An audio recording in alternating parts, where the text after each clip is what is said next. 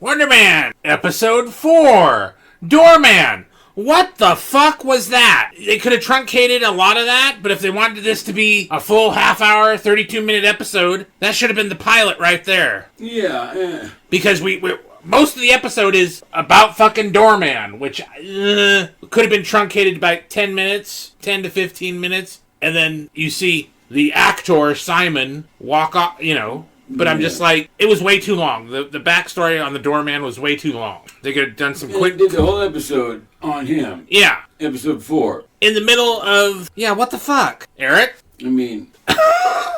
From a storytelling perspective. It was all in black and white. Which, that's fine. But from a storytelling perspective, what the French fuck? Am I wrong? So... Because the Doorman clause is in effect, Simon feels that he can't show his powers because he wants to be an actor. Oh my god. Yeah, but this guy, it's DeMar Davis. Mm-hmm. Which is a character from the comics. Yeah, Eric was Googling it and looking it up while the show was going. That's how enthralling the show was. Yeah, and it was quite different from what the series portrayed, this history in the comic. But yeah. But yeah, the Doorman, he was a West Coast Avenger and a Great Lakes Avenger. Oh, okay. And then the little Easter egg of the Roxxon Corporation. I'm just like, really? They get overused so much. Yeah, and that might have been from the comic too. The way I was reading it, he was this dude that was exposed to Roxxon chemical waste. Yeah. And that's where his power came from. So. What the fuck kind of chemical waste can create an interdimensional portal? I'm just saying. Well, I don't know if it's interdimensional so much as a slipstream or a wormhole? Something like that. Yeah. Where... So now I get you can where... pass through his body and end up on the other side. So now I get where the guy from Venture Brothers came from. Fat Chance. Yeah. I didn't understand that character because I'd never heard of this character. Yeah.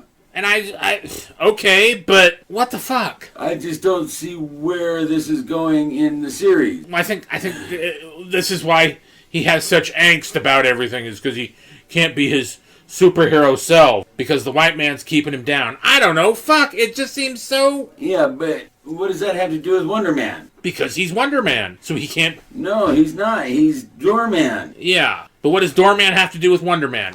I think that the very thinly microscopic fucking cunt hair of a connection is that the Doorman clause is that's why, because as soon as he watches that, he just kind of, ooh, and then walks out of the audition. Or he was obviously, he was all suited up, so he was dressed, yeah. Yeah, so he was getting something. He was even a day player or whatever the fuck.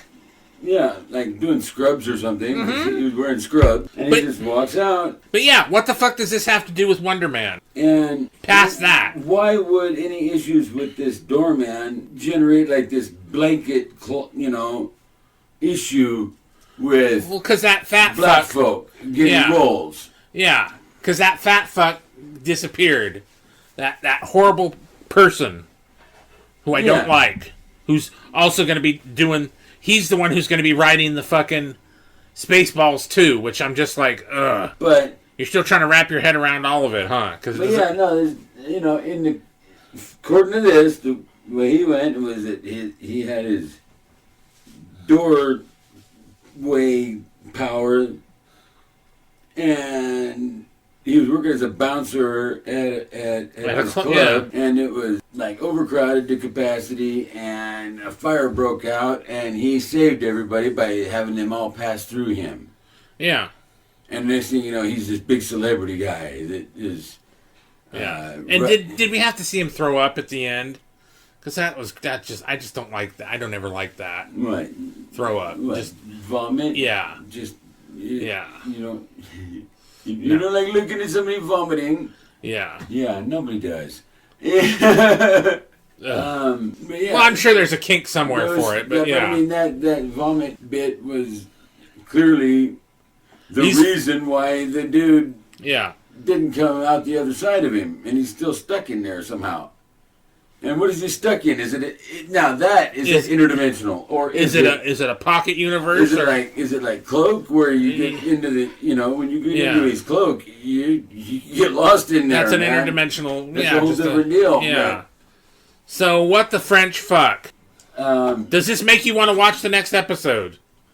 Honestly, yes, it does. Oh my god! Because I want to see where all this is connected. You know, it's just like the last two episodes. Well, now the first two kind of introduced everything, and then 3 and 4, the ones we just sat through, were like these 2 bottle episodes that don't even that don't have any relevance to the whole fucking thing. Well, I think they do, but how many episodes are in the just season? The way it's being presented. I think there's only going to be 8 of them. So they've wasted. We're halfway through the season. They wasted a quarter of the goddamn season on 2 shit episodes that don't particularly. It gives us all the information we need, but they weren't very compelling to watch. Yeah, well, I don't even think it's information.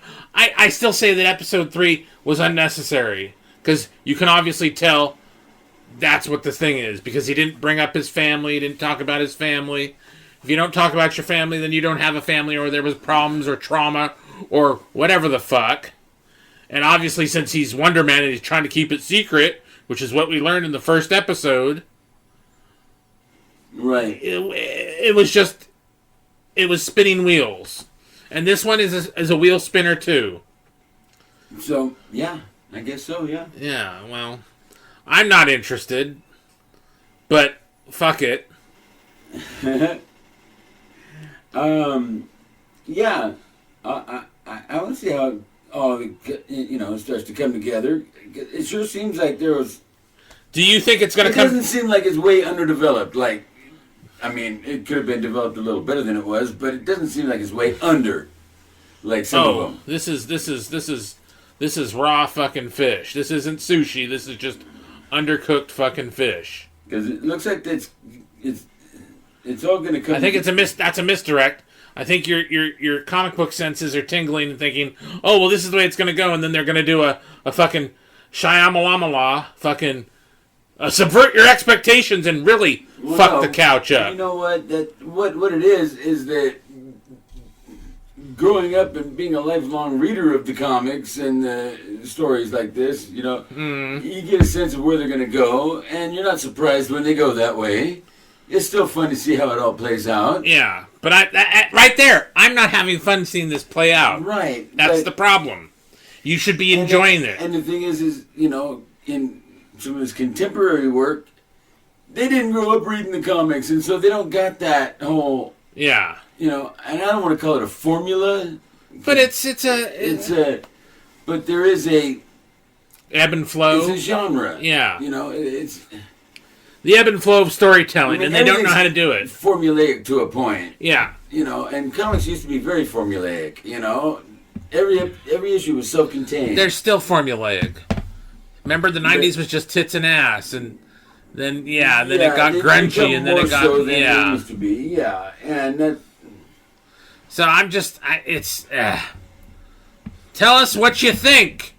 Are we right? Are we wrong? Or do you not care? Share. What do you think of Ding Dong? Yeah. The whole story of the Doorman.